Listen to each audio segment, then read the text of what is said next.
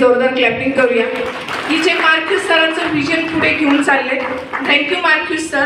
की बघू शकता हे फोर्टिस हॉस्पिटल आहे.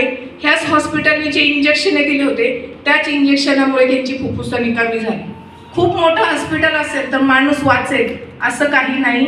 तुम्हाला नशीब लागतं चांगला आहार मिळण्यासाठी, तुम्हाला नशीब लागतं चांगला डॉक्टर मिळण्यासाठी.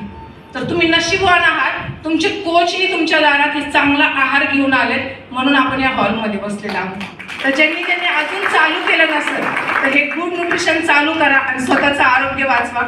जे माझ्या सासऱ्यांनी लाखो रुपये जमा करून ठेवले पण शेवटला कामाला नाही आले. खूप प्रयत्न करत होते. शेवटला ते म्हणायचे राजेश मला वाचायचंय, मला मरायचं नाही, मला पाहिजे त्या डॉक्टरकडे घेऊन चल. आणि जाताना त्यांनी राजेश सरांच्या हातावर जीव सोडला. तुम्ही विचार करा नाही वाचू शकले राजेश सर. खूप पैसा होता, खूप डॉक्टर फ्री ट्रीटमेंट करत होते पण आपलं फ्यूल त्यावेळेस त्यांना डॉक्टरांनी सांगितलं होतं की चांगला आहार द्या त्यांना. पण त्यांच्या नशिबाने त्यांना हर्बल त्यांच्यापर्यंत पोहोचलं नाही. आपल्या इंडियामध्ये होतं पण त्यांच्यापर्यंत आलं नाही. त्यांच्यापर्यंत काय आलं. वडील म्हणाले की मला घेऊन चल, मला घेऊन चल दुसऱ्या हॉस्पिटलमध्ये, मला अजून जगायचं आहे.